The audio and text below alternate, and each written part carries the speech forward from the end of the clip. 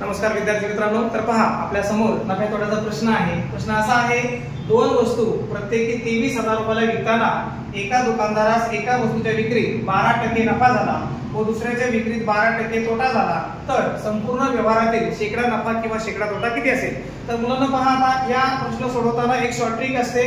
मुलांनो, ज्यावेळेस वस्तूची विक्री किंमत ही सारखीच असेल आणि एकामध्ये नफा आणि एकामध्ये तोटा झालेला हा जर सारखा दिलेला असेल तर अशा उदाहरणात आपल्याला नेहमी काय होत असतो? शेकडा तोटा होत असतो मुलांनो। आणि मग तो शेकडा तोटा कसा काढायचा?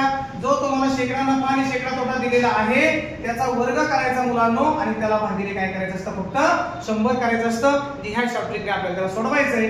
12 चा वर्ग मुलांनो 144 आणि त्याला भागिले 100। मग आपले जर खालचे दोन शून्य आपल्याला काढायचे असतील तर वरती 2 घरावर दशम चिन्ह द्यावं लागतं। म्हणजे वरती 2 घरावर दशम चिन्ह द्या, ते झालं 1.44%। हा झाला आपला काय मुलांनो? शेकडा तोटा।